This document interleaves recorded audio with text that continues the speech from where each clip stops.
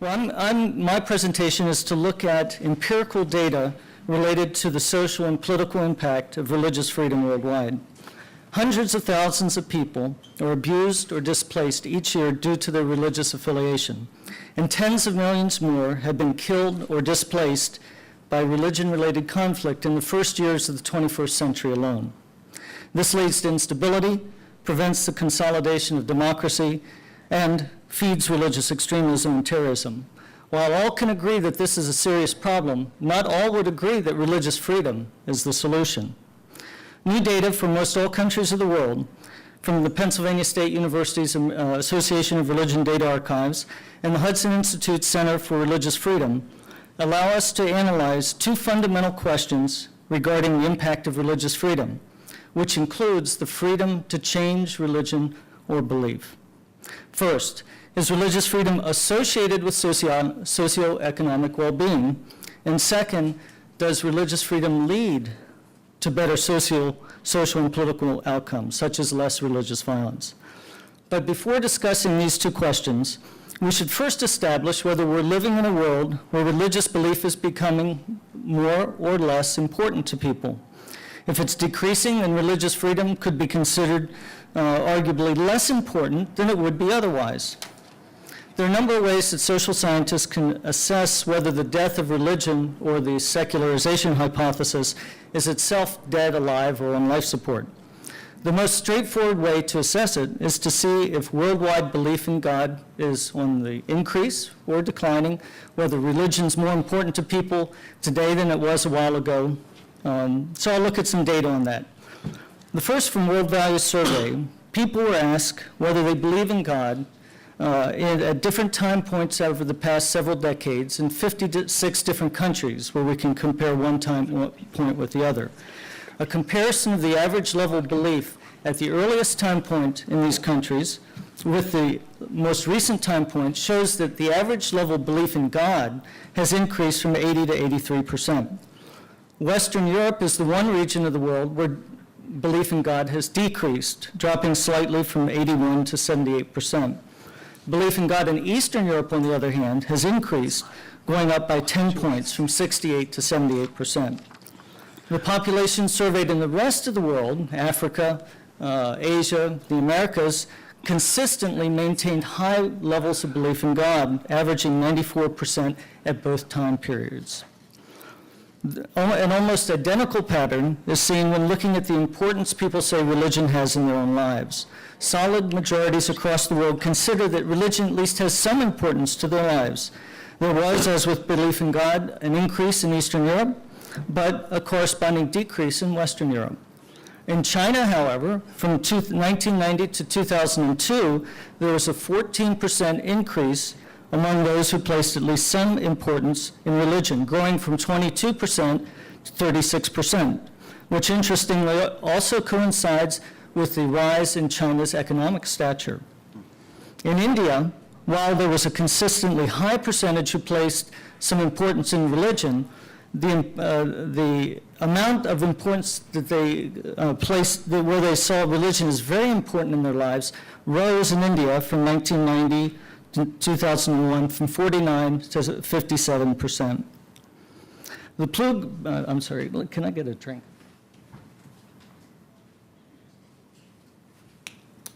Sorry. The Pew Global Attitudes Project, which asked the same question in 2002 and 2007, also found that religious belief, or the importance that people place in religion in their lives, has stayed constant at around 90%. One final indicator, and it will be the next slide on your sheet, is the importance people place in being able to freely practice their religion, or living in a country where they can freely practice their religion. It's reasonable to expect that minority populations, as diverse as Scientologists in Germany, Alawites in Turkey, Messianic Jews in Israel, Muslims in the United States, and Baha'i in Iran, to name just a few, would consider religious freedom important. But what about majority populations? Is religious freedom important to them? In fact, we do find strong survey evidence that being able to freely practice your religion is important, overwhelmingly important in the countries of the world. In 2007, the Pew Global Attitudes Project surveyed 34 countries, and they found that this ranged from 84% considering it important to be able to practice their religion freedom freely in Eastern Europe, to 98% in Africa. On average, the average across these 34 countries was 93% considered it important to practice their religion freely, and only 2% of those surveyed indicated that it had no importance to them at all. Well, while these findings don't definitively nail the coffin lid shut on the secularization hypothesis, they do indicate that we are living in a very religious world. And this brings us to the first of the two fundamental questions regarding religious freedom. The first question is religious freedom associated with socioeconomic well-being? The presence of religious freedom in a country mathematically correlates with the presence of other fundamental freedoms, including civil and political liberty, press freedom, economic freedom, and the longevity of democracy, according to a recent survey done by the Hudson Institute. This means that wherever religious freedom is found, these other freedoms are found as well.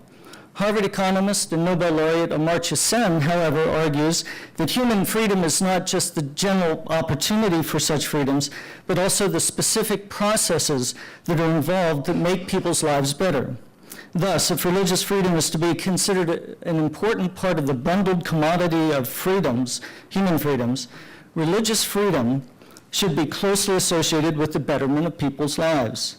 The Hudson Institute study also found that wherever religious freedom is high, there were also fewer incidents of armed conflict, better health outcomes, better educational opportunities for women, and higher levels of earned income for females, and, I should add, also for males. Religious freedom is equally associated with higher incomes for males as well. The close statistical correlation between religious freedom and other positive socioeconomic and political outcomes suggests that religious freedom is an inseparable part of the bundled commodity of human freedoms. In other words, religious freedom cannot be peeled off without adversely affecting the entire bundle. The association between religious freedom and human development can be seen, by example, by comparing two countries where I've lived, the Kingdom of Saudi Arabia and the United Arab Emirates. I worked in both countries, and in the Emirates, where my Catholic faith was legal, I had many ways to contribute to society, both through the church as well as through other avenues. I felt motivated to work hard, and I'm just speaking personally, I felt motivated to work hard and contribute to society. In Saudi Arabia, where my faith was illegal, I had much less enthusiasm for work, no real desire to contribute to society outside of work. As I reflect on my own experiences, which I think also match those of many others, including locals in both of these Arabian countries, I see a direct connection between the level of religious freedom in each and the economic life of people in each. For example, the per capita income in Saudi Arabia is around $55,000 per person. In Saudi Arabia, in the United Arab Emirates, it's $55,000 per person. In Saudi Arabia, it's only around $20,000. The connection between religious freedom and human development can also be seen in another country where I've spent a lot of time, China. During the Cultural Revolution, China repressed all public expressions of religion. In the early 1980s, when I was living there, I watched China leave these dismal years of complete religious repression behind.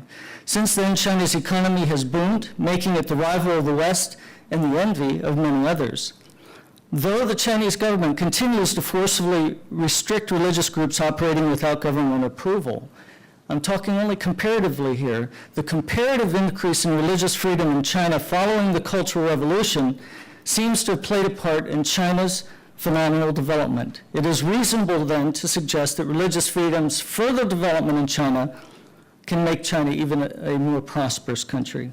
Certainly, religious freedom is associated with better socioeconomic outcomes, but this brings us to the second question. Does it really lead to better outcomes? And we should be at a figure on the religious freedom cycle on the slides. So does religious freedom lead to better social and political outcomes? a growing body of research supports the proposition that religious competition, the religious competition inherent in religious freedom, results in increased religious participation. And religious participation leads to a wide range of positive social and political outcomes. Furthermore, as religious groups make contributions to society and become an accepted part of the fabric of society, religious freedom is consolidated.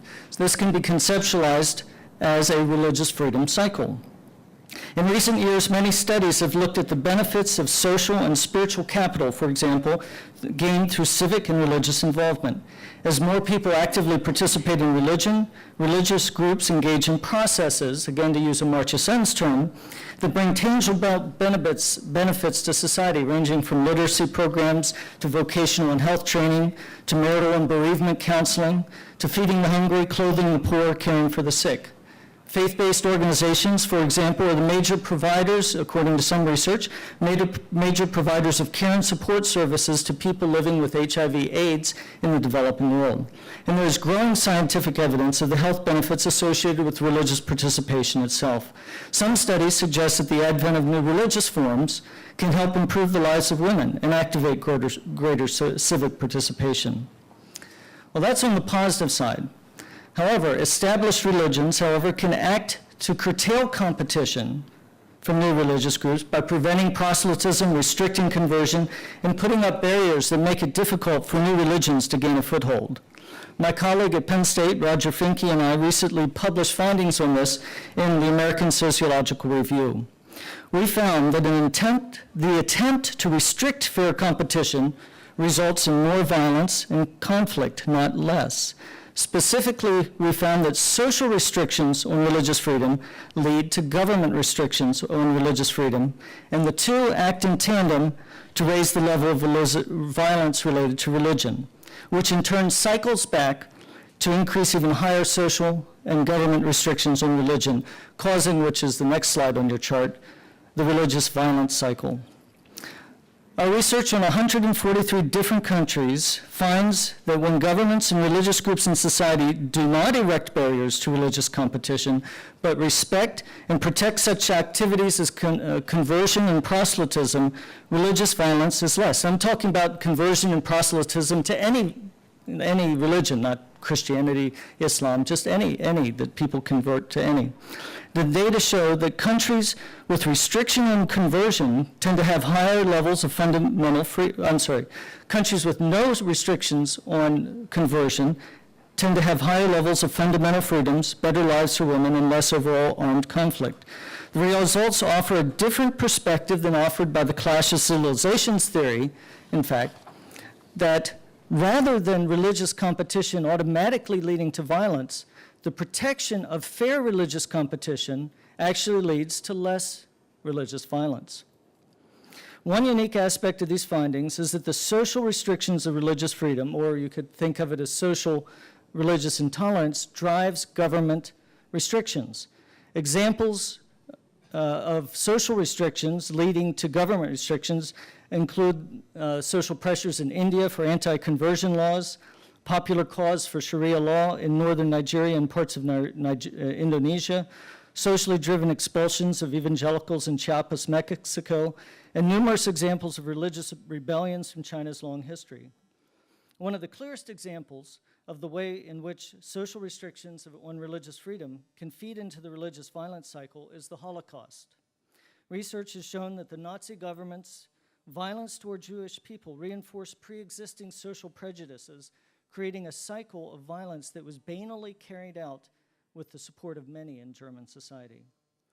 A clear current example of the religious violence cycle can be seen in Iraq. The US State Department, which obviously has a vested interest in showing progress on religious freedom in Iraq, concluded in 2007 that the religious freedom situation dramatically deteriorated. In pre-invasion Iraq, life for many religious communities was certainly dire, especially for Kurds and Shiites. However, in the years after the invasion, the Shia, who were previously targeted for violence, seized the political reins and as part of the new power, successfully lobbied for the insertion of the so-called repugnancy clause in the recent Iraqi constitution, which requires that no law can contradict Islam. This essentially gives Islam, and advocates of Shia Islam in particular, veto over any law in Iraq, lessening the power of any other religious group in the political process. Again, this move came up from society. This new political environment ushered in a reign of religious sectarian violence, plunging the country into ongoing internal armed conflict. In the process, minority religious groups ranging from Christians to Yazidis are targeted and massacred. Many thousands have died and many millions have been displaced. Now the economy cannot get on its feet, democracy is not functioning, and women, especially in Baghdad, by the account of many, have become virtual prisoners in their own homes for fear of unthinkable violence. Unfortunately, I could give many examples. I've just tried to choose several that you may be familiar with. But to quote sociologist Peter Berger, we are in an age of explosive, pervasive religiosity. Thus, it is critical to understand how the affairs of nations and peoples are affected by religious freedom in both social and government aspects. The empirical data that I've been looking at are clear on 2 points. First, that religious freedom is a part of the bundled commodity of responsible human freedoms, and that it can energize broader participation in civil society by all religious groups, which arguably helps to consolidate democracy and stimulate the socioeconomic progress of women and men. Secondly, religious freedom reduces conflict and increases security by, among other things, removing grievances that religious groups have towards governments and their fellow citizens. Another sociologist, N.J. Damarath, concludes that the challenge for governments, given the global religious dynamics of today, is to set the rules for cultural conflict and ensure an equitable framework for religious diversity. In sum, religious freedom promotes stability, helps to consolidate democracy, and lessens religious violence, as suggested by the data. Based on my analysis of the data for more than 200 countries, it is clear that religious freedom is much more than just an American pet peeve. It is a universal aspiration. Thank you.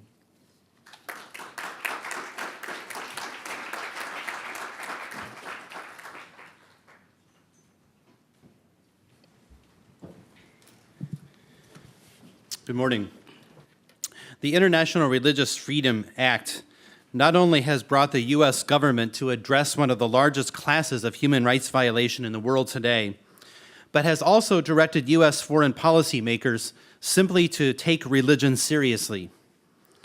As late as the 1990s, religion was still a missing dimension of statecraft, as Douglas Johnson and Cynthia Sampson subtitled their path-breaking book. It was missing because American foreign policy cadres broadly subscribed to the secularization thesis, which considered religion either irrelevant or an irrational, violent remnant. But the past generation all over the world has proven the secularization thesis wrong, at least insofar as religion has risen in its social influence and political influence in virtually every region of the world. What does desecularization mean for the pursuit of religious freedom? Now, my ideas on this matter build on the foundation that our conference organizer and panel discussant, Tom Farr, is laying through a forthcoming Foreign Affairs article and then a book. So consider this an advertisement, Tom. I follow Tom in commending the Religious Freedom Office and Commission for their thorough annual reports and their tireless travels around the globe to improve the lot of the persecuted. But Tom then argues for a more robust religious freedom policy on the part of the U.S. government and foreign policy establishment as a whole, foreign policy arm as a whole, in which the U.S. would seek not only free religious prisoners, but also religiously free regimes, ones where the state permits full religious practice and belief, and where religions refrain from controlling the state and respect minority religions. In this policy, we would engage with religious communities under repressive regimes as allies and as assets to encourage them to be forces for democracy. Now, the kind of reciprocal respect between state and religious actors that we're shooting for is what political scientist Alfred Steppen has called the twin tolerations. It is, in fact, a feature of modern liberal democracy. Its promotion, then, would go hand in glove with America's promotion of democracy and stability, and indeed its fight against terrorism.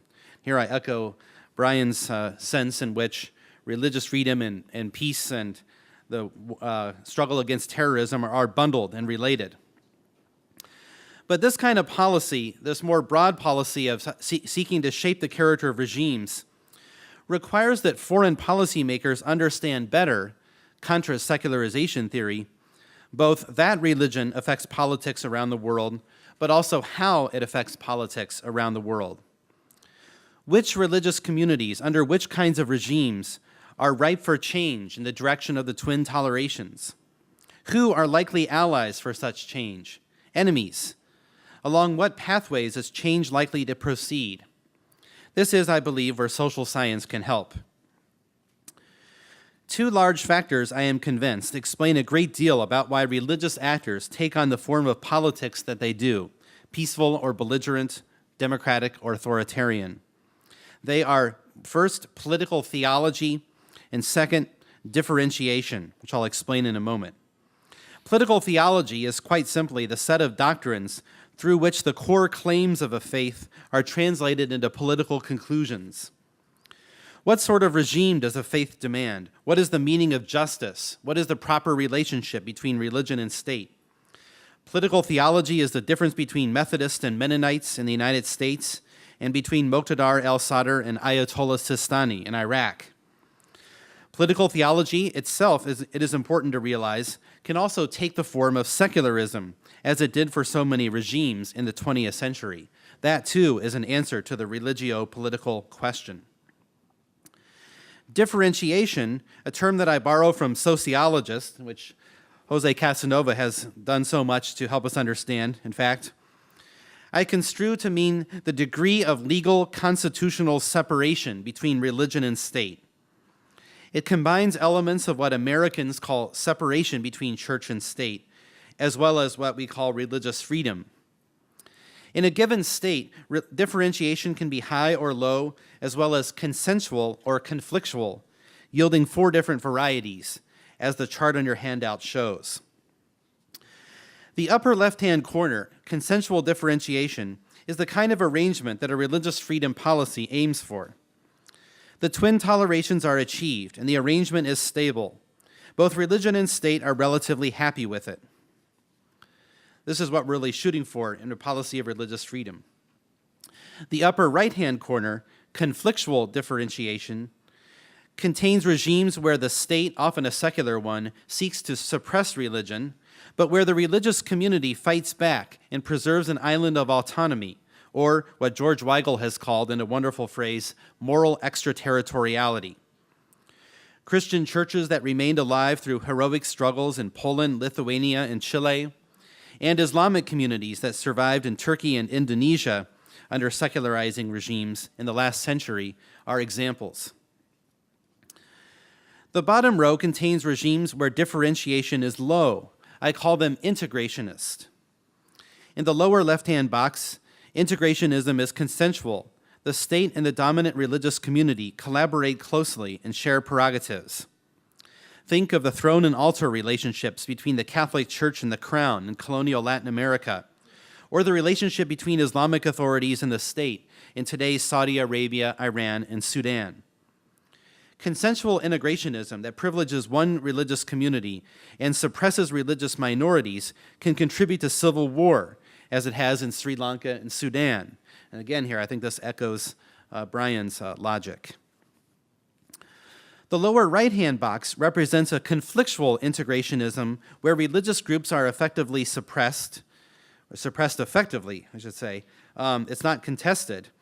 Usually suppressed by a regime with a secularist political theology. Communist regimes are prominent examples, as are the nationalist regimes that have dominated the Arab world since World War II. Often these regimes will co-opt religious partners, or religious moderates, as partners in rule, while coercively suppressing more traditional believers. Egypt, Algeria, Saddam's Iraq, the Shah's Iran, and many other regimes are examples. In the Arab world, such regimes are incubators for Islamic terrorists who developed a radically integralist political theology of their own through being denied political participation.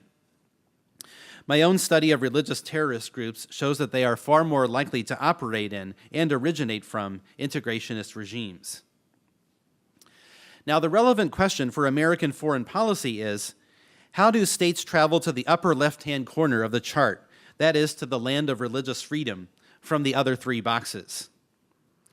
We can learn much from one of the great motors of religious freedom in the last century, the Catholic Church. I say this not in the triumphalist spirit of a professor from Notre Dame. Our football season this last season doesn't give me much room to do that. But because the Catholic Church is perhaps the most dramatic example of a religious actor undergoing change, and in fact shows that change is possible, and we can learn something from it about how it is possible. Political scientist Samuel Huntington, this is not the Huntington of the Clash of Civilizations, but the one who earlier studied democracy, noted that the third wave of democratization, which he dates from 1974 to 1989, was in fact a Catholic wave. 3/4 of democratizing countries in the world were predominantly Catholic in their populations. Behind this trend was a sea change in political theology, namely the official embrace of democracy and human rights, especially religious freedom, by the Catholic Church at the Second Vatican Council in the early 1960s. Alan Hertzky alluded to this in his talk. Through the unusually dense transnational ligatures created by the Church's hierarchy, this teaching spread quickly to national Catholic churches all over the world. In countries where the Church was already differentiated from the state, as it has historically been in Poland, although conflictually so under the communist regime, the new political theology helped to recast the Church's struggle as one of democratization and human rights. Other national churches, like the Spanish one, responded to the new teaching by unilaterally withdrawing from their consensual integrationism with an authoritarian state, as it had with the state of Franco, and then becoming an agent for democratization. In still another pattern, one that a graduate student of mine, Michael Dreesen, discovered in his study of how the Italian Catholic Church came to support democracy in the first half of the 20th century, an initially hostile church and state gradually came to tolerate one another in a differentiated arrangement through a more reciprocal game of tit for tat, in which each one gradually yields more prerogatives to the other and gradually becomes better able to trust the other. Finally, I should also say that in places like Hungary, Argentina, and Rwanda, the Church never, in fact, became a democratizing force. Here it failed to adopt the new political theology and remained quite integrated with the state. Is a similar change possible within Islam? Today, most of the 47 majority Islamic countries remain outside of the upper left-hand box. Only 3 are ranked free by Freedom House, though a couple of others, like Turkey, have developed significantly differentiated regimes. In 2005, 91% of all religious terrorist groups were radical Islamist in their beliefs. But to attribute these patterns to Islamic beliefs is far too hasty and is indeed a mistake that secularists often make. Again, consensual integrationism in the Arab Islamic world is largely the handiwork of secular authoritarian regimes. Egypt and Algeria are only 2 examples of how secular suppression has produced radical Islamic terrorists and rebels, or at least contributed to it. Integrationism also obtains, of course, in those regimes where a radical Islamic political theology has triumphed, Iran, Sudan, and the like. But Islam also contains democratization movements. Most of these have arisen under secular integrationist regimes, the lower right-hand corner, though some have traveled to the upper right-hand corner through contesting these regimes effectively, and some have even brought about reasonably differentiated regimes, our land of milk and honey in the upper left-hand corner. One example is Turkey, whose Islamic movements struggled over decades against the efforts of a secular military regime to suppress them, and whose Islamic Justice and Development Party eventually came to win national elections in 2002 and continues to govern today. In part, its success came through a moderation of its own political theology in a democratic direction, leading to the sort of dialectical tit-for-tat with the regime that Dreesen has described. Another is the Islamic Nahdlatul Ulama and Muhammadiyah movements of Indonesia, the only civil society groups to survive under the Suharto dictatorship of the last century, and ones who ultimately contributed to its downfall and democratization. Both carry a historically rooted political theology that favors separation between religion and state and religious freedom for minorities. Democratizing movements can be found elsewhere in Islam as well, in Egypt, Jordan, Pakistan, and Malaysia, for instance. Islam has long supported democracy in Mali and Senegal. Generally, these movements are characterized by a political theology that interprets Islam so as to support a state with a decent institutional separation between religion and state. Not all are strong on religious freedom for minorities. Turkey's treatment of Christians, for instance, even under the Justice and Development government, falls well short of religious freedom. Still, these movements are moving in the right direction. The U.S. can advance religious freedom by encouraging them and by pressing secular authoritarian states to create room for more of them to develop, emerge, grow, and participate. Such states are less likely to incubate religious terrorism, radical religious revolution, and civil war, and are more likely, in fact, to be friendly to the United States, at least one with the right kind of policies. I don't want to overstate my case. I am not saying that radical Islam will simply disappear with an opening up of such regimes, that terrorists will simply go away, or that we must cease to oppose them wherever they exist. But should we follow a more far-sighted policy, and I don't mean any pun by that, of recognizing that religious communities can be positive sources of change and encouraging those that are, we might well not only find more success in engaging the Islamic world, but also find ourselves living out the best ideals of our own founding. Thank you.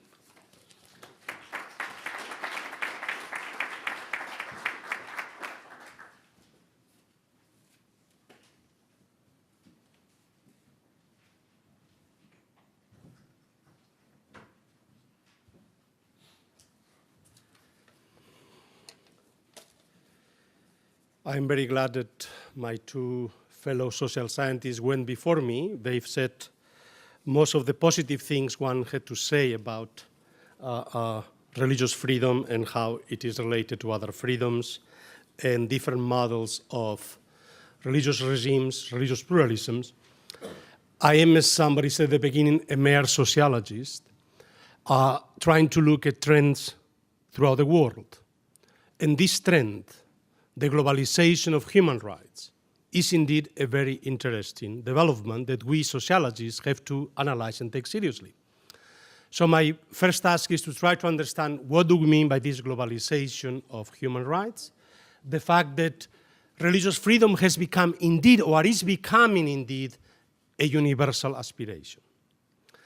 But the fact that religious freedom is becoming a universal aspiration doesn't mean that religious freedom means necessarily everywhere the same thing. It may mean different things in different contexts that may be in conflict with one another. So when we defend the principle of religious freedom, we have to be very careful in trying to implement with concrete policies that may be in conflict with somebody else's understanding of religious freedom. Because if there is indeed a clear process of globalization of individual human rights, there is also a growing global trend of mutual recognition of cultures around the world. We are increasingly aware of the need, if we are going to live all of us together in the world, to recognize that different cultures have a right also to protect themselves from imperialist, from perhaps too aggressive attempts to change them, or even to eliminate them. Somebody raised the issue, what about the extinction of ongoing religions? When is there my right to proselytize in conflict with the right of groups to protect their culture? And we have to take these two principles maybe in tension with one another.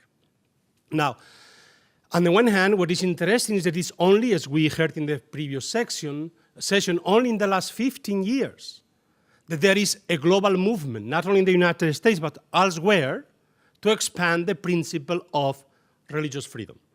Now, the principle itself, of course, is very old, at least since the Declaration of Independence in the United States, when it was basically already inscribed in the Bills of Rights of many of the colonies, and then in the First Amendment with the free exercise of religion, but also in France, when the Constitutional Assembly, or actually the National Assembly, proclaimed the Declaration of the Universal Rights of Man.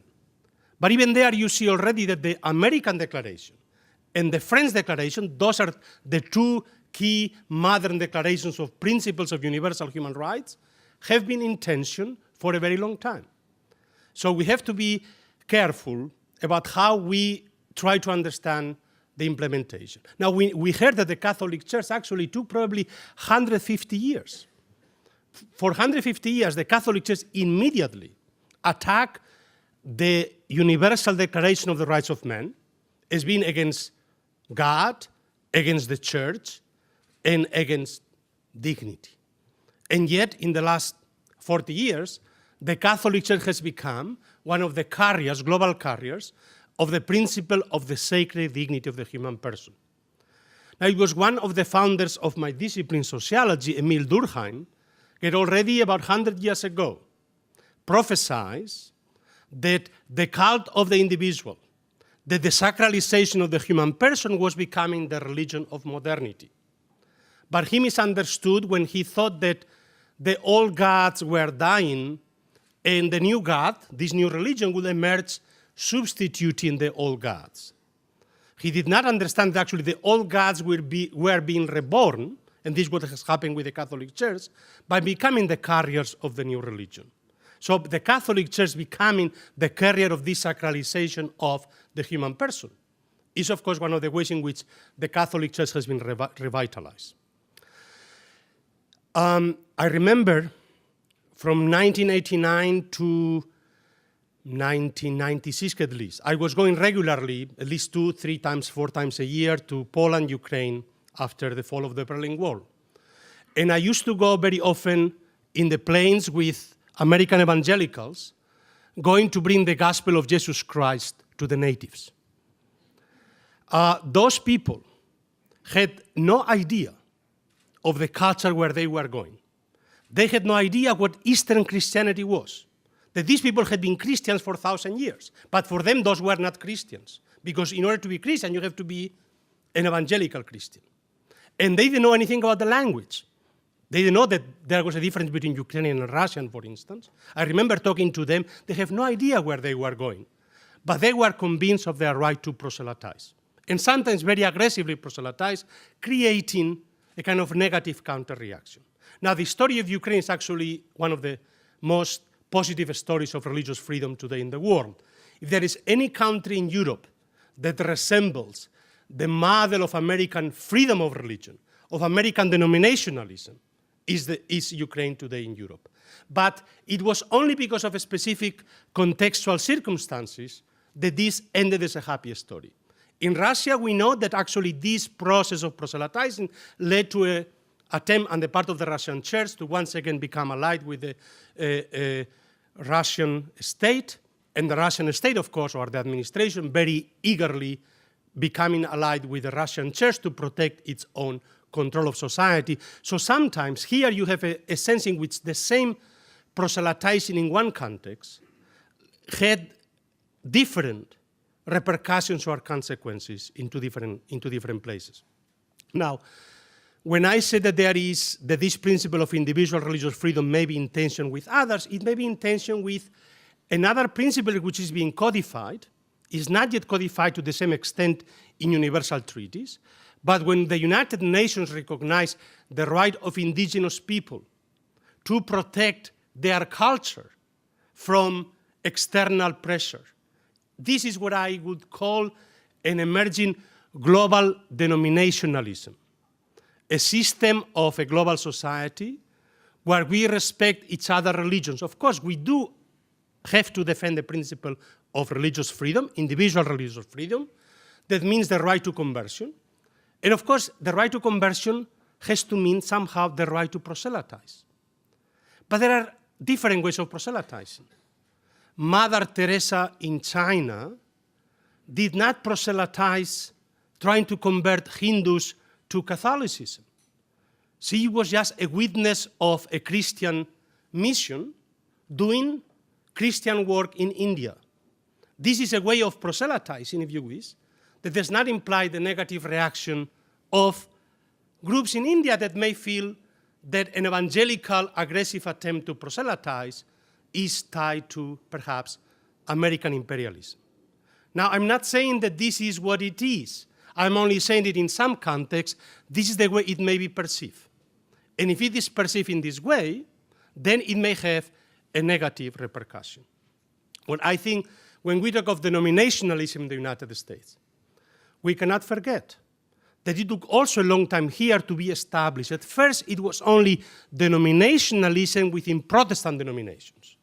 Catholics were not accepted into the system, and there were very serious attempts to force the Catholics to become American, to become Protestants.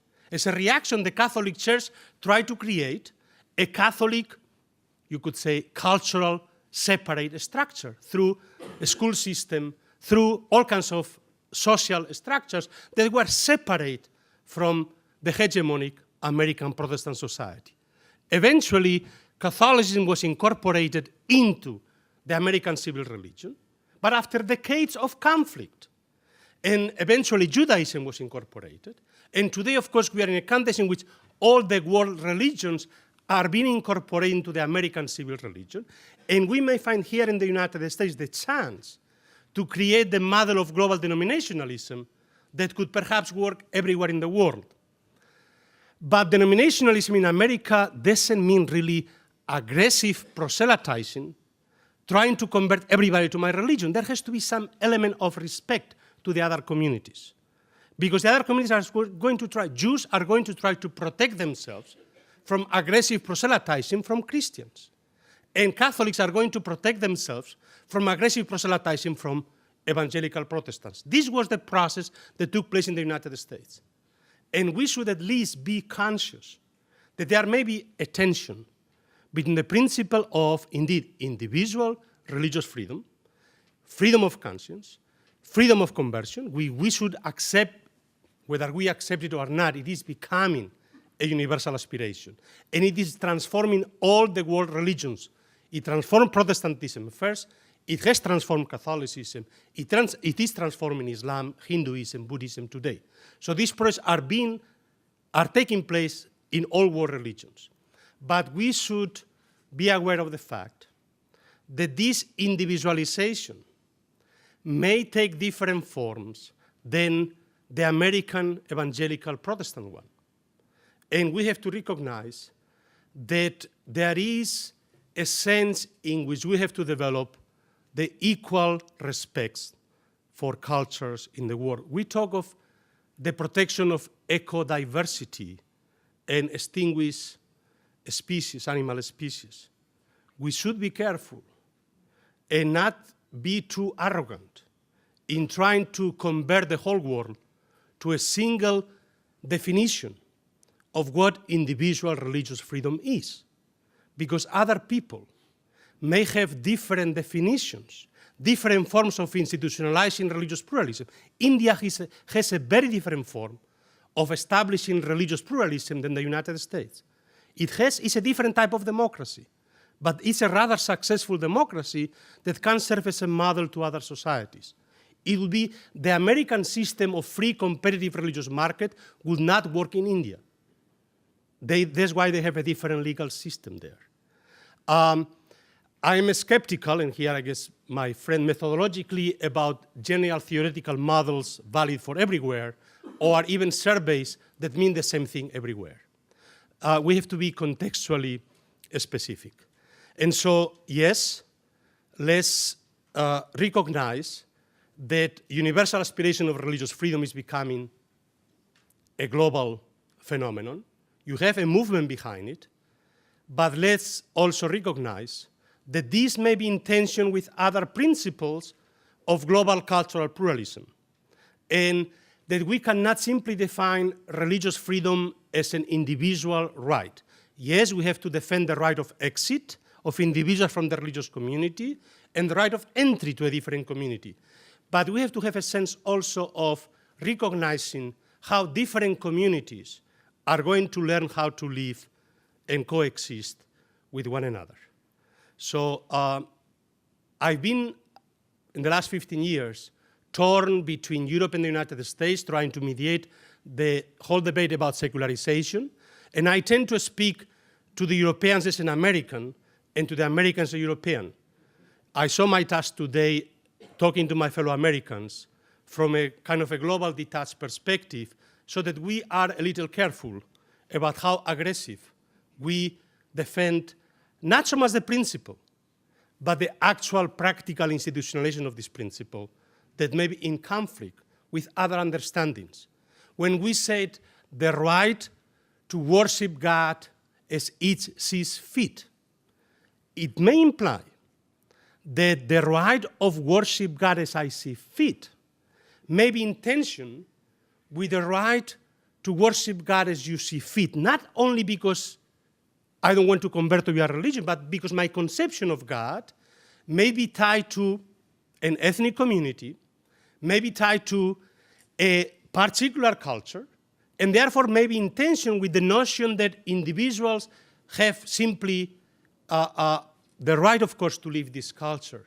But if it is done in a way in which it appears predatory practices, then it may be counterproductive to our project of spreading and promoting religious freedom and pluralism around the world. Thank you.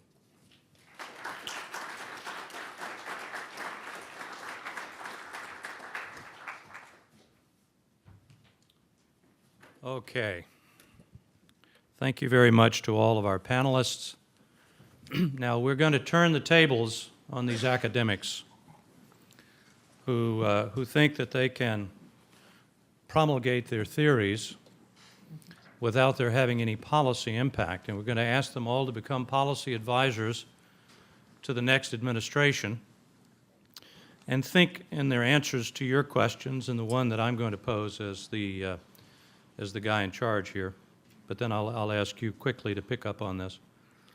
To answer your questions, not only in terms of the academic expertise and the rich experience that each of you has, but talk to the new administration and answer the questions with that in mind. Let me begin by engaging the gauntlet that Jose Casanova has just appropriately thrown down. The tension between religious freedom as a universal right, as one grounded in human dignity, not any particular person's human dignity, but every person's human dignity, on the one hand, and the many goods that we see are associated with that in the data. And on the other hand, as he put it, I think appropriately, the right of indigenous peoples to protect their culture from external assault of one sort or another, from the disharmony, if I can put it that way, that can result from proselytization of one sort or another. But let me just throw one other piece in here, and I will ask particularly Brian and Dan Philpott to respond. Is it legitimate for a culture, an indigenous culture, to protect itself by means of blasphemy laws and laws against apostasy? I know that's not what Jose particularly had in mind, but this is one of the arguments that we hear in some countries as a way to protect us from the external assault of those who want to change the religion of our group. So perhaps which of you, Dan, would you like to address this first? And then we will go to your questions after they've had a chance. Please. Well, I found myself agreeing with a great deal of what Jose said in terms of context and in terms of cultural protection and so forth. And I think he's trying to establish a kind of corrective against a sort of what might be an unreflective universalism. But then maybe I might tilt the balance back a little bit by also saying that we should beware of sometimes what can be done in the names of cultural protection as well. Think of the state of Gujarat in India, the state of many Muslims and Christians as well in India, in the way that they have, the kind of fate that they have suffered under Hindu nationalism and the growth of Hindu nationalism in India over the last 15 years. Well, one of the claims of Hindu nationalism is all about protecting and restoring and, kind of tending a certain kind of nationalist culture. And yet for the minorities, that looks very different. So, and again, I don't want to dismiss kind of communitarian concerns, because I think that fostering culture and nation and ethnicity can be legitimate activities of government. I don't want to take a kind of unreflective Enlightenment individualism.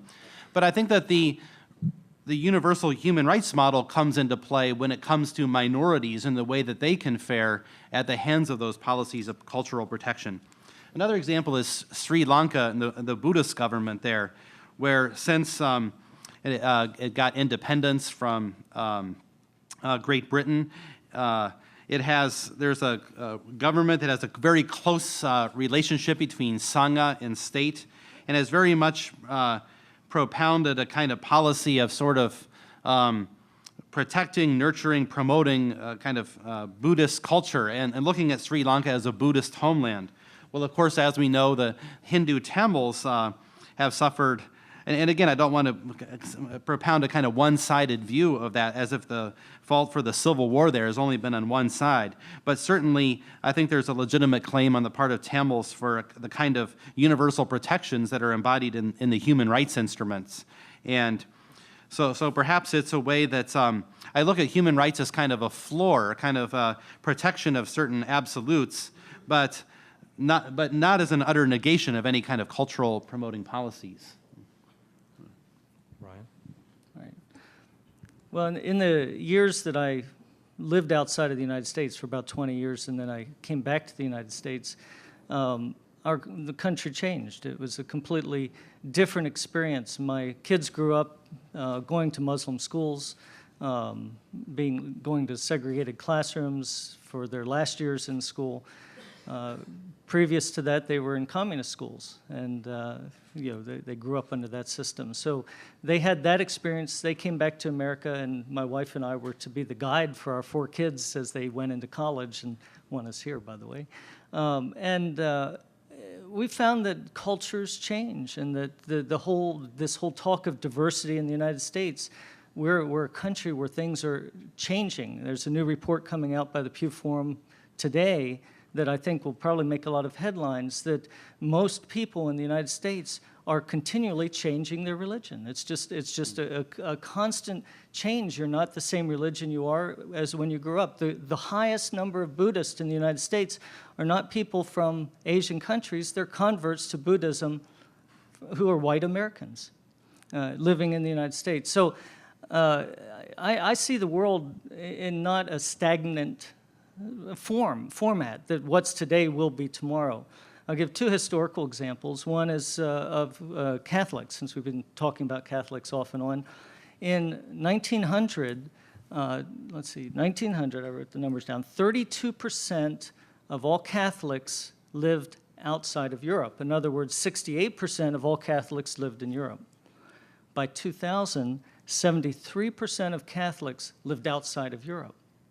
And only 27% lived inside of Europe. Huge change is happening. So as a social scientist, I'm just talking about what people do, not necessarily what they ought to do, which is what Tom's trying to prod us into saying. But I think it's very important I will say this, it's very important for the US government to understand the facts and figures of what's going on in the world in terms of religion. That would be my one policy recommendation. The second example of huge cultural change that I would point out is empire change. We've seen these huge empires come and go. The empire that my kids grew up in no longer exists. They went to school in the Soviet Union. It's gone. And, this is a huge change that affects the psyche of many people.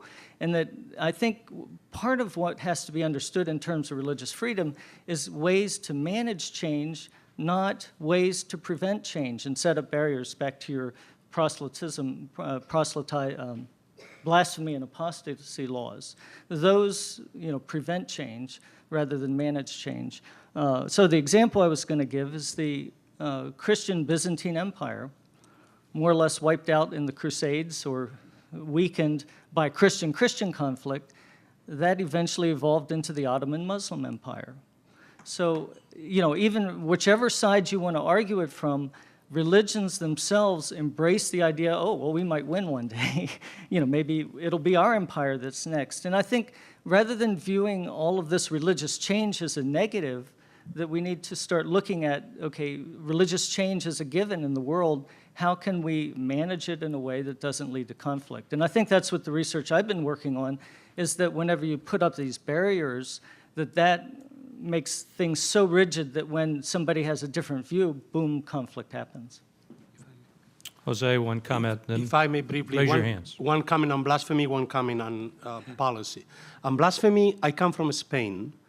And of course, the Catholic Church has also a lot of negative history that led Spanish intellectuals to be blasphemous of Catholicism in the Catholic Church. I mean, Luis Buñuel, his films are all blasphemous, and Arrabal, and much of our Spanish literature. And my principle would be, we have the right to be blasphemous against our own God, against our own religion, but we have no right to be blasphemous against somebody else's gods. And this is what is happening, it seems to me, in Europe, where people very easily can be blasphemous against Islam, while protecting their own sacred values of freedom of expression. And they are reacting with the same kind of sacred animosity that other people react when their own gods are being attacked. Now, it's interesting, I mean, nobody today would dare to publish caricatures of anti-Semitism that were simply published in every European newspaper up to the 30s. Now, the same Danish newspaper that published the caricatures of Islam refused to publish caricatures of the resurrection of Jesus because he was afraid that the Danish public would not appreciate the humor. And of course, then defense, in terms, the caricatures against Islam is defended as the right of expression. And every European newspaper then republishes it because it is fair game to make fun of Islam. Well, no American newspaper decided to publish it because there is a sense of respect. No American newspaper will publish today the kind of racist caricatures that were common up to the 1920s because we realize that this is simply goes beyond the line. Now, I don't want to have laws, blasphemy laws. I want to have a civil society that understands the need for cultural sensitivity. So I don't want censorship. What I want is societies that are not so self-righteous about their own values, that want to impose those values upon others. As to international implementation, we have to be careful also. The United States doesn't have a very good record in recognizing international law when it comes to the United States. The United States claims that it should be above international law and all kinds of issues. So we have to be careful. Then other people see it as somehow, as somebody said, hypocrisy when we insist on some universal international principles, but then we reserve to ourselves the right not to be under international law and other issues. So let's pragmatic, cultural sensitive, yes, defending principles yet, but let's see how do we defend those principles in a way that is fair, that is consistent with universal principles also. Thank you, Jose. Okay, we've got a lot of questions. Let's start in the back and come forward. This gentleman there, who is closest to the microphone. Hi, Tom Carter, Beckett Fund for Religious Liberty. This is directed at Dr. Casanova, and some of what I'm going to ask is you've touched on, but I want to get specific. What about when respecting denominationalism comes into conflict with individual religious freedom? When religious freedom is in a sense in conflict with religious imperialism.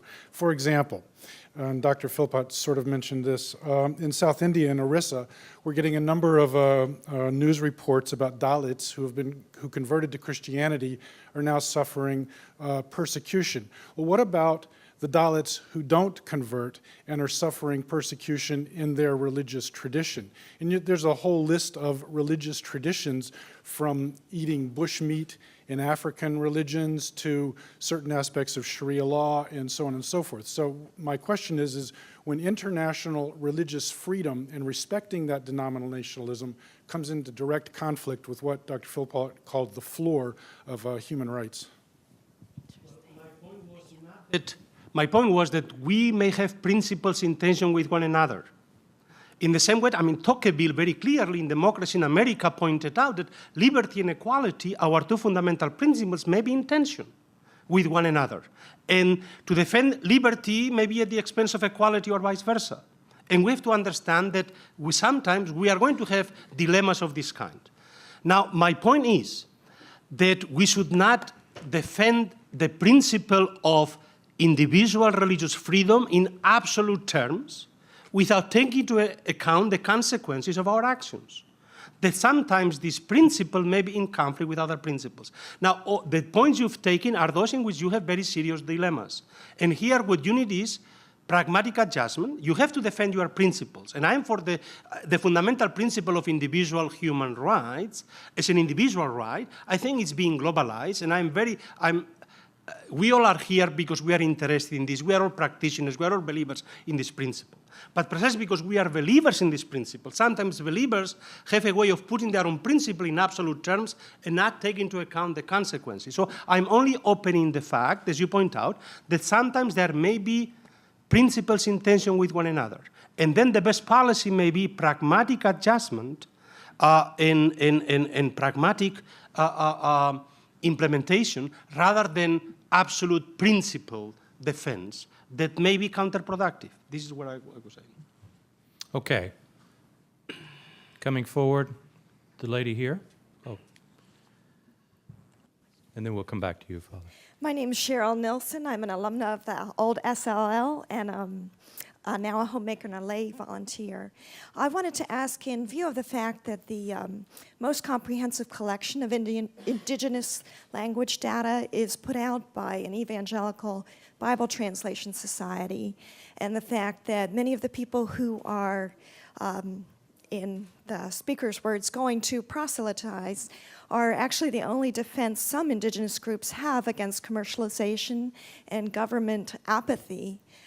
Can you really say that proselytism is the problem, or is it a matter of uneducated and unreflective proselytism? Some proselytizers are not aggressive and exploitative. Certainly. I mean, here let's look at the Catholic Church. The Catholic Church, when somebody mentioned how it has changed from being a European phenomenon to a non-European, obviously much of it had to do also with imperial colonial expansion of Spain and Portugal and so on. But on the one hand, you have also a lot of the evangelizers, the missionaries, the Franciscans. Those were the ones that defended the rights of Indians against the colonial predators. So it's not a simple story. And you will have evangelicals who are indeed the best defenders of these indigenous groups, maybe for the wrong reasons or for the good reasons, I don't know. But it is a fact that today you have a lot of evangelicals who become very much involved in the life of these communities and become their best defenders vis-a-vis the rest of the world. So I don't deny that. What I'm saying is that we have to be culturally sensitive. I put the example of these other evangelicals going to Ukraine and not knowing anything about the language, the history, not knowing anything about Eastern Christianity. I see this as a problematic relationship to this place where I'm going to proselytize. Dan, did you want to add to that? Yeah, not a whole lot, except I think also we have to be very careful when we use the term proselytism. You know, what exactly does that mean? Is aggressive an adjective, or is aggressive built into the definition? And I think sometimes, often in conversations about the issue, users of the term kind of slip back and forth between the two, but conclusions will be very different depending on exactly what you mean. Exactly. I think proselytism has a basic negative implication, doesn't it? But what we're talking about is convincing somebody else of the truth claims of your religion and the question of the methodology in doing so. Right here, yes. Yes. Dan, Okay. Dan Madigan, Woodstock Theological Center here at Georgetown.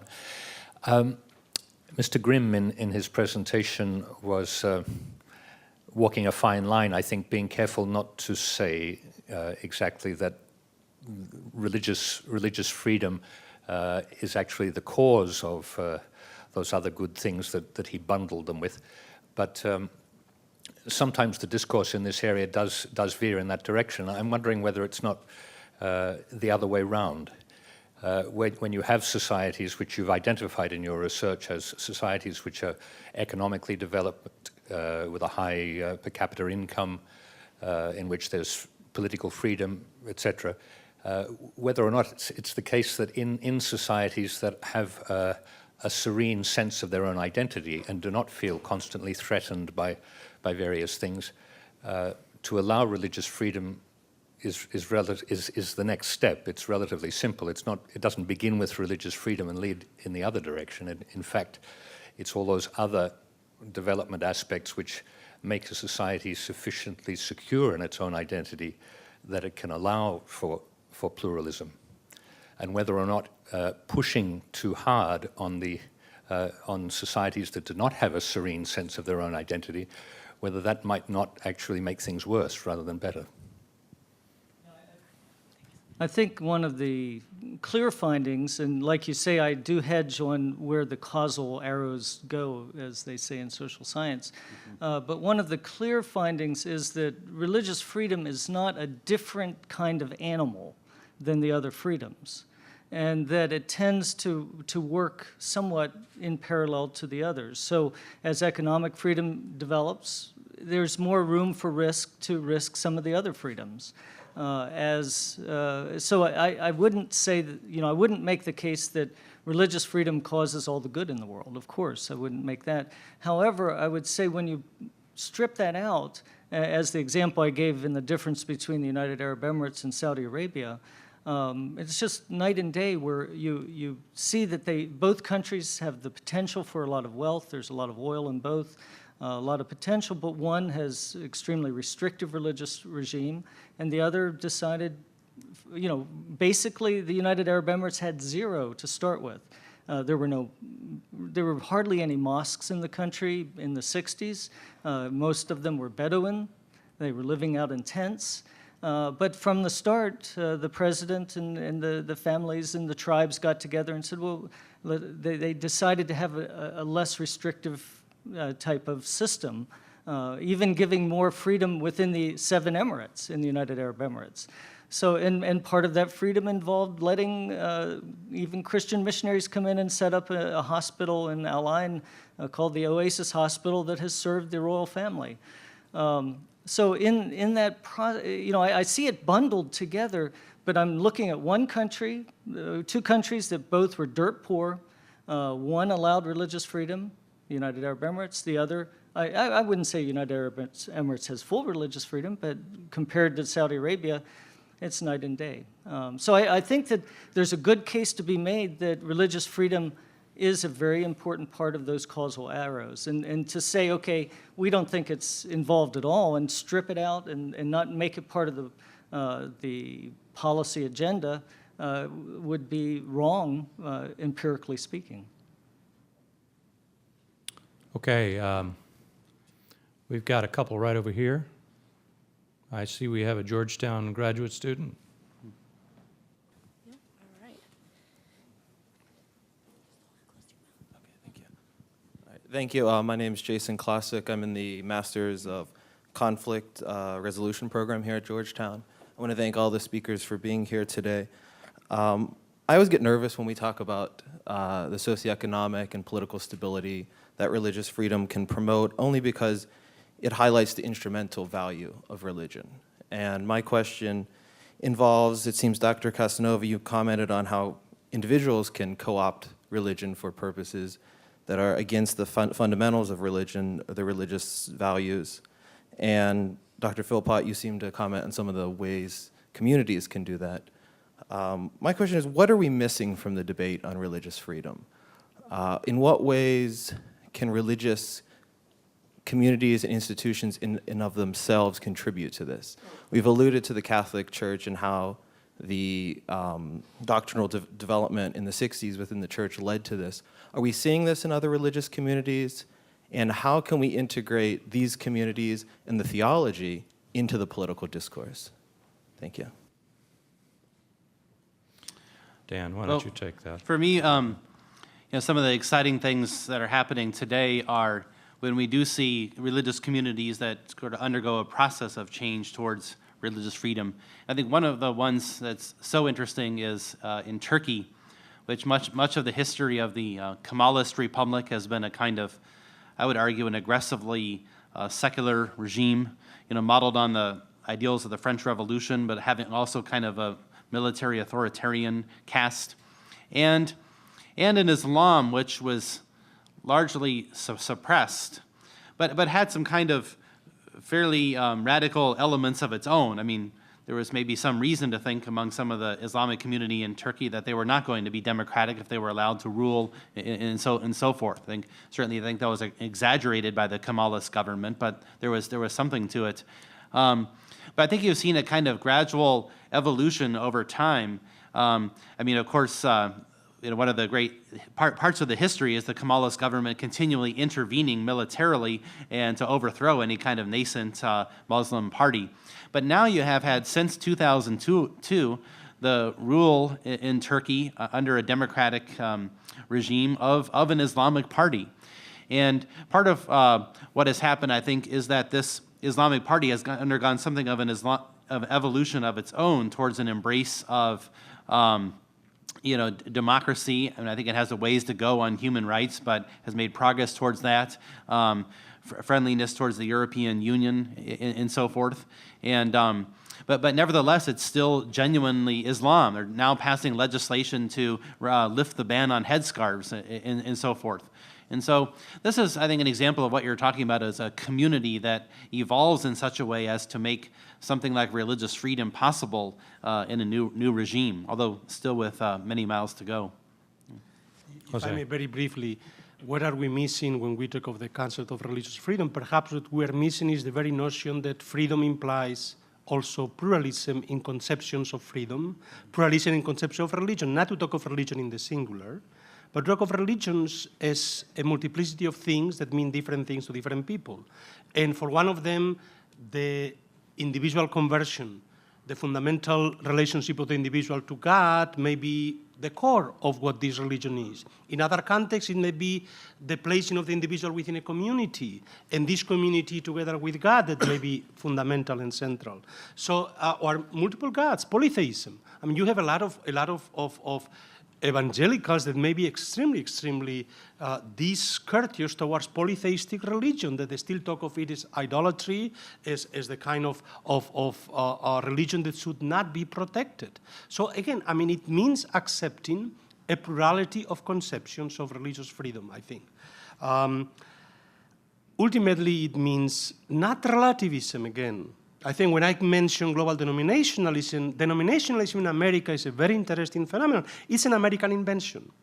And it means the acceptance of religious pluralism, the acceptance that somehow the other groups have also their own way of getting at the truth, that my own truth is not absolute. It is a recognition, on the one hand, the recognition that each community has to be a voluntary association, and therefore the freedom to enter and exit. This is central to denominationalism. And I would not protect the principle of territorial protection of religious cultures anywhere. There has to be a fundamental freedom to enter and exit. But there has to be also a recognition of the fact that every universalism is particularistic.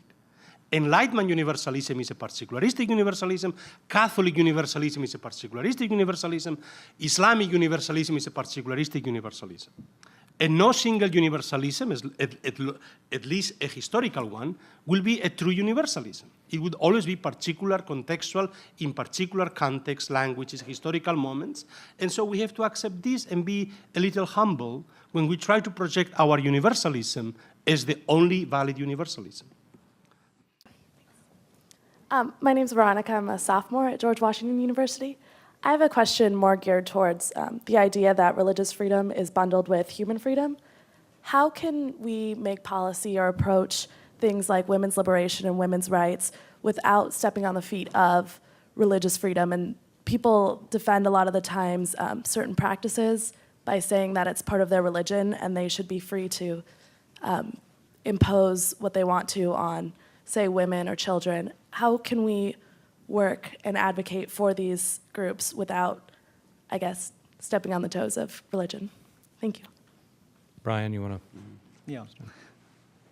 Well, one of the clear findings is that wherever religious freedom is high, women's lives tend to be a bit better.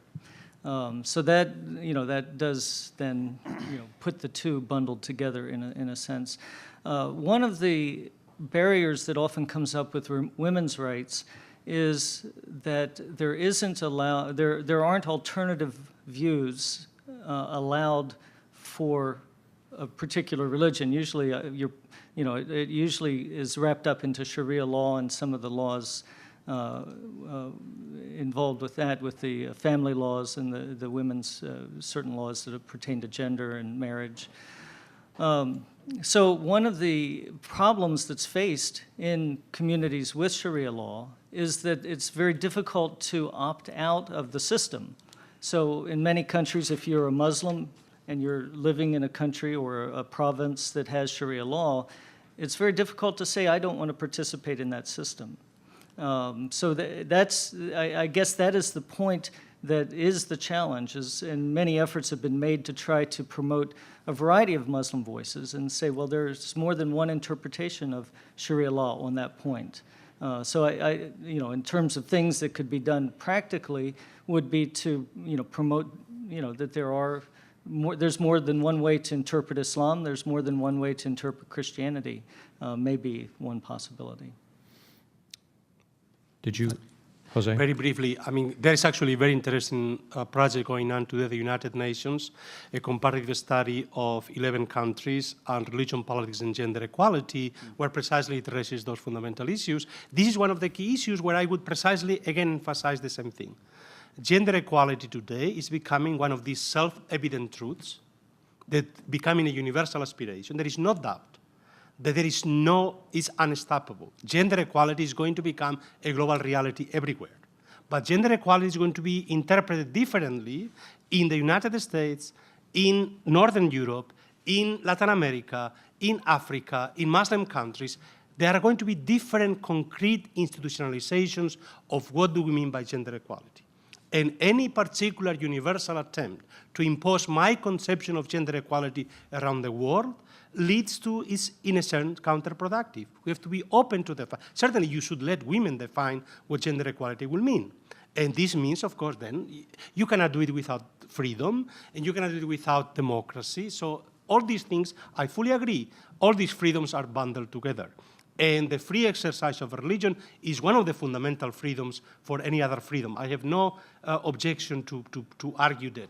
But again, this issue of gender equality and religion, we see how the Catholic Church is struggling with this issue differently and the evangelicals are struggling with this issue in different ways, and Islam and the Confucian tradition and so on. So we have to allow for what I would call multiple aggiornamentos. In the same way that the Catholic Church transformed itself and became a modern religion adapted to the modern world, but it didn't become Protestant in the process. It maintained a different identity, a different emphasis, and what it means is a different religion. Not only in terms of the beliefs, but in terms of the conception of the individual, the community, sacramental relationship to the structure of society. And we have to simply be aware of the fact that all world religions are going to have an impact on defining gender equality differently across the world. Okay, for those who are putting out our lunch, I'm going to give about 3 more minutes of questions here, but if you would prepare for the onslaught, I see that the sandwiches are still wrapped over here. Amanda, we have a question right back here for Joe LeConte, and then I'm not going to forget up here, right over here, behind you, to your left. That's your right, that's your left. There you go. Joe LeConte with Pepperdine University. Terrific presentation, gentlemen. Thank you. Back in the 1940s when the debates were swirling about the Universal Declaration of Human Rights, you had people like Charles Malik, the Arab Christian from Lebanon, who was arguing strenuously for Article 18, the whole idea of freedom of conscience and the right to become. That's the way he put it. The right to change one's beliefs, the right to become. We've got all kinds of nations that have signed on to Article 18, to the Universal Declaration. They give it lip service. My question is kind of a policy question, is it important for political and religious leaders, whether they're from the West, wherever they're from, to press the implications of Article 18 on various nations, Islamic or others, that really are not living up to the principles enshrined in that document, in that article? Yeah. Okay, quickly. Dan, would you like to take that? Yeah, I think certainly there are cases where that ought to be done, especially where there's egregious mistreatment of minorities and so forth.